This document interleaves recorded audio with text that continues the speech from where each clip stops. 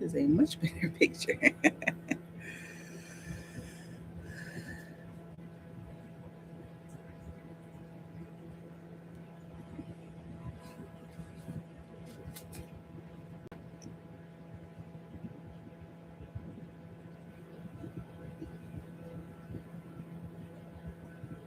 need to look at something else because I'm backwards here.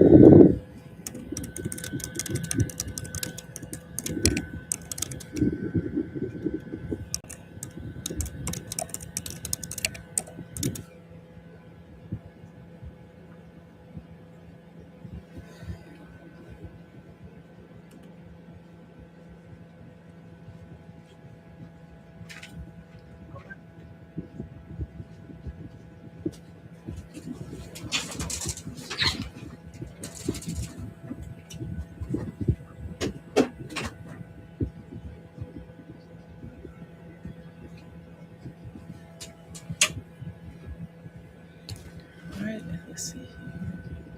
8:05. We'll give it another minute or two. Let me go ahead and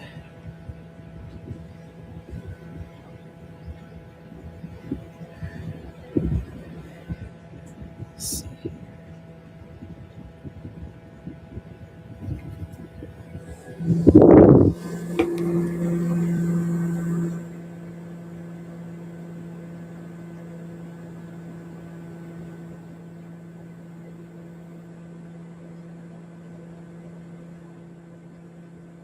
See, where am I?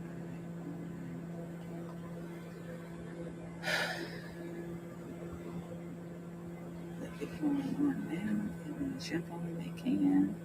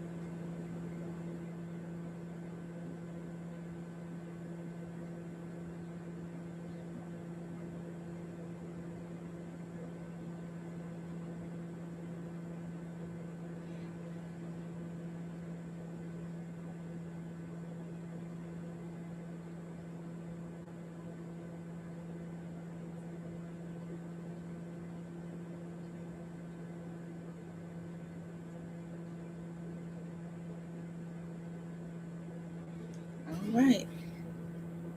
So let's discuss. So part of this housing great reset is that buyers and agents will, excuse me, buyers and sellers have, to some agents, become more difficult. To be honest, if you started this journey during COVID, uh, then yeah, is going to be a little bit more. It's going to be a rude awakening, to be honest. I'm sitting out here in my backyard, so I'm just have my glasses on, and I don't know. I may report from here all the time because the lighting is doing very well, doing very well. So I just decided to come out here very quickly to just chat with you all before I head upstairs, shower, and get ready for bed. So let's discuss first tired agents. This market has the ability to tire you out if you do not have boundaries.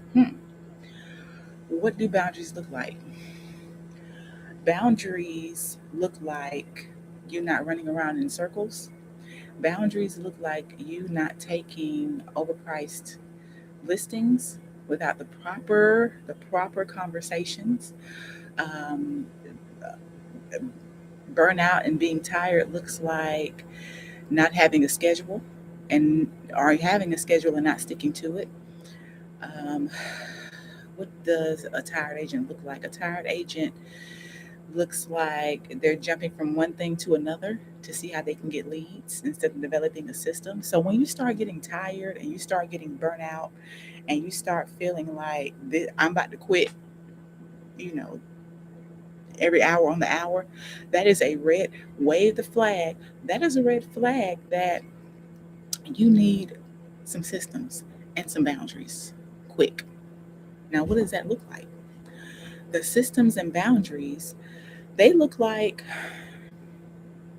let me make sure that I'm doing an intake form before I take these clients out on a tour. Let me make sure they are pre approved with an actual lender um, who has seen their W 2s, pay stubs, you know, bank statements to confirm that they actually are able to purchase the home that they say that they can purchase. You know, it looks like having a conversation around compensation, right? Because, there's some sellers out there that are not willing. It looks like having a conversation around your time frame that you're looking to move. What are your expectations of me? These are my expectations of you. It looks like reading over your contracts and your agreements so that you're well informed about what the contracts say because they change every 6 months. Not a lot, but enough so that for you to know and to communicate to your buyer or your seller what the differences are and be knowledgeable. So, looking at the areas where there are gaps, every single transaction, yes, it may have been successful, but there are also some gaps that can be tightened up so that the next time it goes even smoother, and the next time it goes even smoother, and the next time it goes even smoother. I'll give you an example for me. One of the things that I do is I call it, covering your tutti frutti, covering your booty. So after I have conversations with clients, one gap I've closed is I either email them a summary of our conversation or I text them first. Hey, want to speak with you about XYZ. It looks like ABCD is happening. And my recommendation would be this, but let's discuss this when you have time. Give me a call. And so then they'll call you and you can discuss that recommendation, or maybe you all come to a different conclusion. And then you just text them back, hey, I'm going to move forward with what we discussed. We're going to do C, D, and F. I'm reaching out to the agent. I'm reaching out to the builder. I'm reaching out to the seller. I'm reaching out to the buyer now. I do this because when they're up at midnight trying not to text you, they can go back through those emails and they can read through the conversations that you have had with them to refresh their memory, or go back and read through those emails that you all have spoken about to refresh their memory, right? So that's a gap that's closed. Now there's times I've texted clients certain things and they've said, no, don't need I don't need to talk to you, thank you. Cool. So I save myself a conversation and I can fill that space with something else. I think communication is one of the biggest complaints from from clients in our industry, not being able to communicate. So sometimes burnout in business and personal come from lack of communication. You know, everybody's not a mind reader. You have to sometimes over communicate things with people so that they feel like they're being heard. They feel like you're hearing, so you feel like you're hearing them and you are both on the same page. Even if it's just a simple, hey, want to let you know I sent, I did this today. Just want to let you know I sent over some new such and such for you to take a look at, some new homes for you to take a look at, some new pieces of land for you to take a look at. Hey, just want to let you know I sent over the contract, or the revised this or that for you to take a look at. A quick text, a quick text.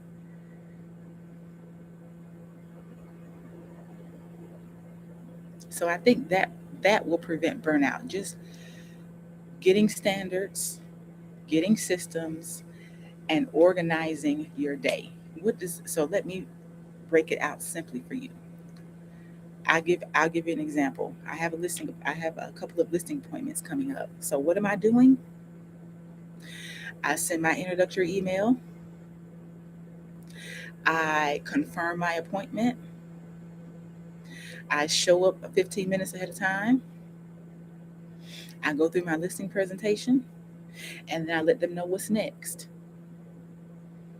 All right. And I let them know what day the next thing is happening on. Because usually when I say this is what happens next, I'm texting the vendor that's going to come out and do the next thing to see what day and time they have open. And if I don't get a response, when I do get a response, I usually have the husband and wife on a text thread. Hey, vendor XYZ is coming out on this day to do this. And I put a little tickler in my phone to just reach out to the vendor that morning after I do my calls to confirm that it is indeed happening, or maybe the day before to confirm it is indeed happening. And then I go from there. And it's like that all throughout the transaction with the seller. With the buyer, it's the same thing. You do the intake form, you send them to the lender, you start sending them homes, communicating. Hey, this are these homes what you're looking for? Do you see anything that you like? You've been getting homes for 3 or 4 days now. Do you see anything that you like? No. Okay, we'll switch up the search so that they can find something that they like, or you pull things specifically that they like, whatever it is you like to do. But make sure you're following up and communicating with them. And the same personally. I mean, how many arguments have you had with your kids or your husband and or your wife because you simply didn't communicate? I do this all the time. My niece and my nephew. I just text him earlier today. Hey, what are you doing on Tuesday? He said, I'm not doing anything. I said, please save that day. I want to have brunch with you, celebrate your birthday. I said, I'm not sure the exact time. I'll confirm when the time gets closer, but it'll probably be early afternoon. Okay. So probably Monday, I'll know what my schedule looks like for the week. And then I can simply, hey, I'm meeting you at, I don't know, 2 o'clock to pick you up, and we go from there. Hey, husband. Hey, wife. We haven't hung out in a while. I know things have been crazy. I want to go ahead and schedule us for a dinner date on Friday at this particular restaurant. Do you think you'll be available? Is anything else going on with the kids? Your mom, your dad, your sister, your brother, your uncle, your mother, your son from another mother? No. Go ahead and schedule it. It's all about communication. So I think the thing that is frustrating not only our clients and future clients, but also other agents is communication. And I've seen this multiple times on the. Make sure I'm keeping my time. Okay, I've seen this multiple times on the internet and in streaming. Let's see if there's any questions coming up right here. Right. Okay. Yep. A lot of agents for whatever reason not picking up the phone. I don't know the answer to that. But let's talk through what that looks like for me If I call, I also text. I do a lot of texting because in the past I could always pull up those texts, and to me it was a point of for me it was a point of um, it was just a point of contact. You know, even for me, if I when I'm dealing with multiple clients like this, and I'm telling you, when you get about 6, 7 clients deep, you don't know what you said to who. Tom, Dick, Harry, Joan, Jane. You have no clue. So the text messages are not only saving your clients, they're saving you. And so I do a lot of texting. The first thing I do is I text an agent. If I don't hear from them, usually 90% of the time, I'm going to get a text back. I will. And so I can just move on from there. But if I don't get a text, I will pick up the phone and call. And then after I call, I'll leave another text. Hey, just reached out A, B, C, D, E, F, G. Now, it usually does not go further than that. But if you're in a market that it does go further than that, my suggestion would be to send an email. Hey, just wanted to reach out again. 48 hours have gone by. Me and my client would love to make an offer, but I need some specifics on the home so that I can send this over and the package over properly. Let me know when I can reach you. I'm available at this number. I can be reached here. Yeah, I can be reached via email, or you can send me a text.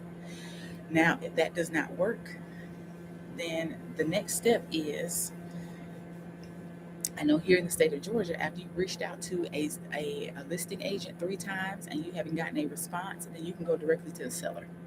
Now, that's in Georgia right now. So that may be an option for you to go directly to the seller. And if you have their information, and maybe CC the agent and say, hey, been trying to get in contact with your agent. We want to submit an offer. Here it is, etc., etc. Another thing that you can do while doing that is CC the broker. Reach out to the broker and let them know, hey, been trying to get in contact with a particular agent. And my thing is that you come from care, not from contempt. So if somebody is not able to be reached, it may be a situation where they may be in the hospital, or they may have been hurt or injured, and so think that way first. Okay, something may be going on. Let me reach out to the seller myself, or let me reach out to the broker to see if there's something going on with that particular agent, and maybe they can be reached. Or if they're a dual agent, maybe that brokerage can reach out to their job and contact them and say, hey, just wanted to connect with you to see what's going on with 123 Main Street. So that may be an option. And if it's not an option, if you're not getting any traction from the broker, which would be insane, then here in Georgia, you can reach out to the seller yourself. But I would definitely CC the broker on that and let them know that you have tried all channels to connect with that particular client, that particular listing agent, and to the seller, and you just are not getting any traction. So, just try to exhaust all of your options, before going to the seller, and just make that the very last option. This is in Georgia, it may be different for your state. And so that could be a thing. That could be something. I know, thank God, I've never had that it go that far. Usually when I text an agent, they text me right back, or maybe within an hour or so. It's very rare that I have to call, although I have called, a couple of times just to get additional information. So, that's number two. Uh, Number three is, what does it look like to run a business and not have a business run me? Hmm? What does that look like? You have a business, and that business is running you all over the place. That business is running you up, down, left, right, forward, backwards. It's running you up and down, all around, underground, and then some. It's ruining, not ruining, but it's definitely interfering with your relationships. It's interfering with, your ability to focus. It's interfering with your time with your children. All of it's interfering. It's interfering. You have to build a business. Listen, real estate is something, and this is for me. So I've been in real estate for over 25 years now, and I started in multifamily. Huge A plus A class properties, in Midtown and Buckhead. And then I went to condos, huge condos, like 34-story condos, managing them in Buckhead and Midtown. And so I did a lot of that over the years before I even came into selling homes. And so, the thing is that we did not come into this business to get ran through, to get treated like stepchildren, to be talked to any kind of way, to be disrespected, and to be used. That is not why we come into this industry. You want to make a difference, you want to leave a legacy, you want to make more money, and you can do all of that. So what does it look like to run your business? It looks like investment. Okay, it looks like investment. hmm A lot of new agents, or agents in general, come into the industry thinking that they can help someone with their biggest transaction with no money and barely any education, because a lot of new agents look for brokerages that either they do not provide a lot of training. And as a new agent, your number one thing that you're going to need is training, especially if you're not in real estate. I come from a real estate background and I needed a lot of training. I train all the time. This morning I went to a class about commercial real estate to learn about leases, to be trained in that, because a lot of my clients, now they purchase homes, they want to start businesses.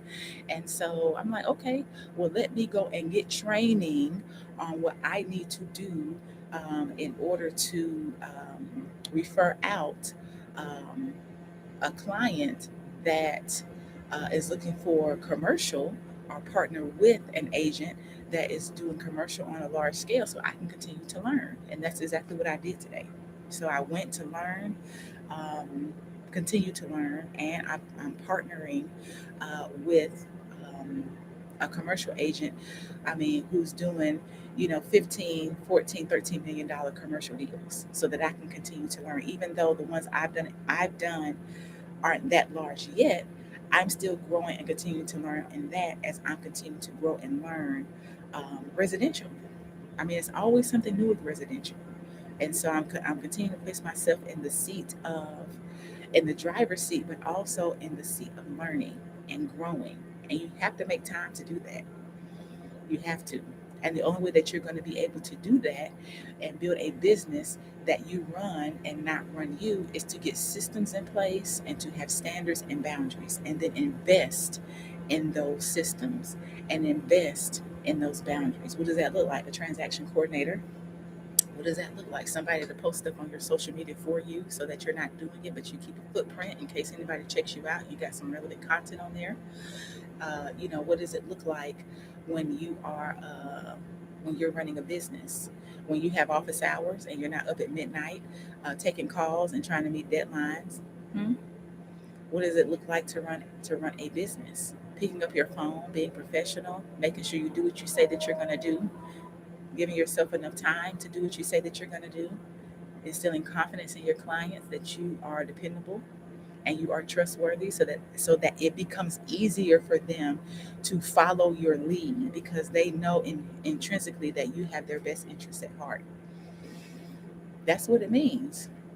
I mean, I've spent time. I was very intentional. I took a couple of weeks off, and I onboarded an assistant, and to get her trained on my back end, so that she knows what my back end looks like, and I can focus on the front end. And then once she gets a hang of the back end, when she's pretty much there now, then I'm gonna start training her on the front end, so I can really get out here and start moving and shaking, knowing I have a great support team, TC and an assistant, and some other people that are integral to my business, and I can really get out here and wheel and deal, and I don't have to worry about my back end falling apart, because they're rock solid. And sometimes you have to take a step forward backwards in order to move forward. It's just part of the game. This is a business. Now in corporate America, you are an employee, and they're going to hand everything to you, and they're going to handhold you and teach you how to do everything yourself. Imagine you applying for Target. Okay, you're applying to work at Target, And Target is going to hire you and they're going to teach you how to run that cashier. Okay? In real estate, you are Target. You're Target. And you're out here with your clients that you're helping to get from booking to closing as seamlessly as possible. You're going to need a team. You're going to need someone other than yourself. I don't care if it's one or two people. You're going to need someone other than yourself to help you carry the load. You're going to need that. Nobody scaled a business by themselves. If you're looking to do one deal a quarter, if you're a dual agent and you're looking to do a deal here and there, you probably can just do it yourself. But most people don't get into real estate. Well, a lot of people do get into real estate and just help family and friends from time to time. However, if you're looking to scale and you're looking to do something, if you're looking to do something, whether it's one a month, two a month, three a month, get you a TC. Get you a TC. Now, if you're doing six or seven a month, or if majority of your clientele is high net worth or luxury, you better get a TC and an admin. You sure better, because you definitely don't want any gaps falling. You can't afford to have any gaps falling. You want every luxury client that you have to be singing your praises. I don't care if you're up at midnight writing that offer, okay? Which you should not be. But if you are, then you want to make sure that all these gaps are closed, all these I's dotted, all these T's crossed. And if you're up at midnight writing an offer, you need to get some boundaries and you need to get some systems, because you should not be up past 7 o'clock. My cutoff time is 7 p.m. And I let all of my clients know during our consultations that these are my office hours. So none of them have been surprised that they text me at midnight, which really none of them have texted me. Um, you know, I've had one or two text me at like 8 o'clock. I'm sorry,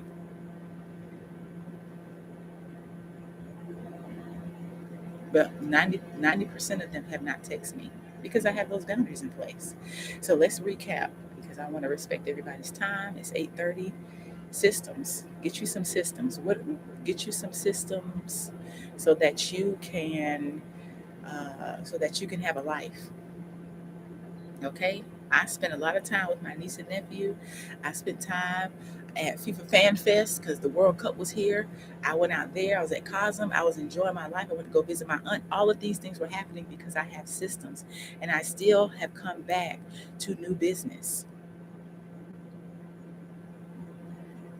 Okay, I still came back to new business. I'm taking another vacation in September and another one in November. And I plan to have, because when I was in corporate America, I was taking a vacation once a quarter. And I mean, I was leaving the country, okay, for weeks on end, you know, 10 days. I was in Spain, I was over here in Costa Rica, I was doing all these things. And so why would I leave corporate America to drop down to having a business where I'm doing even less than what I was doing when I was working in corporate America? That's not why I left corporate America. I left corporate America so I can have time freedom, so I can have flexibility, and so that I can do what I was already doing, but on a grander scale. And so that is the direction that I'm always moving in. So let's take a step back, put some systems in place. What does your onboarding look like for sellers and buyers? Get that down pat. Write that out, follow it every single time. What are your office hours? What areas are you working? What areas are you working? You don't need to be running all over the state. What areas? Pick you two or three areas and work those areas. And anything outside of that, just refer it out. You still get you a little compensation off of that. Just refer it out. Because sometimes driving to a place and showing five or six homes, especially with some of these buyers in this market who have a lot of options, depending on, your business systems and your boundaries, you could be showing them 20 or 30 homes. I've heard agents show way more than that in order to get a deal under contract. It's a lot of gas, it's a lot of time away from your family, time away from calling and getting additional clients under contract and getting new business. So, you know, put some parameters in place. Trust me, in two or three neighborhoods, there's enough business for you to eat off of if you focus on those couple of neighborhoods and do your lead gen appropriately. So just put in the chat, what do you want to talk about next week? Because I'm here every Thursday at 8 to 8:30, and we're going to chat and talk about what's happening in the real estate market, how to bring your business up to the next level, how to expand, how to grow, how to slow down, and how to retool so that you can get back out there and take it to the next level. All right. So if you want to fill in the gaps,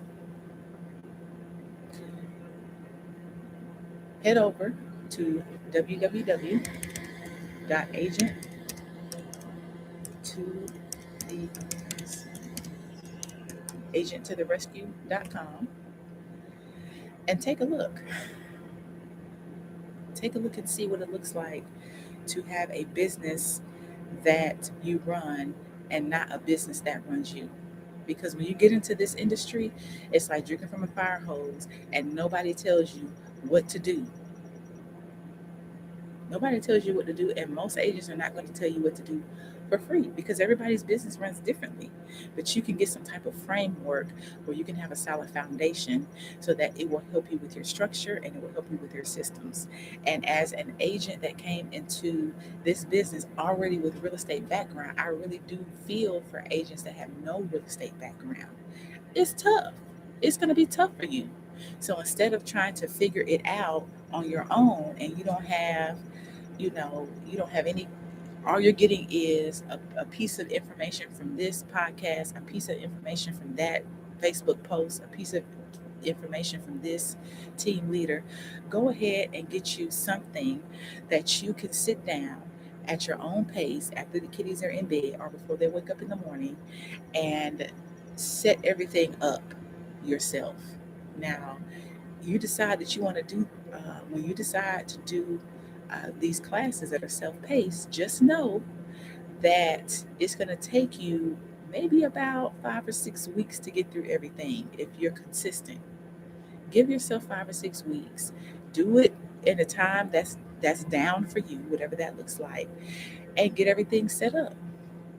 If that's summer for you, and you're slow in the summer, take some time to do that. If it's slow for you in the winter or the fall, whenever you have some time where the kids are away and you can kind of relax and kind of just, focus your mind, or if you have no kids and you just had, or maybe you're working another dual career, when you have some time, you can do it on your lunch. You can do it after you get off of work. So just take some time to invest in yourself so that you can be the agent that you came into this industry to be. Because getting a bunch of free advice, that's just going to leave you frustrated, burnt out, and not living the life that you intended when you stepped into this industry and got your license. Well, I'm about to step out, go here and grab me a quick meal and a shower. And so I will see you all next week at 8 o'clock. Please send me an email. Let me know what topics that you'd like to speak about, that you'd like to discuss. And, we'll keep this train rolling, baby. I have a great time here with you all. I love you all's questions. I love you all's enthusiasm. I love you all. I love, the information that you're giving to me, your experiences, and it helps all of us to continue to grow, knowing that we're in this together. So until next time, see you.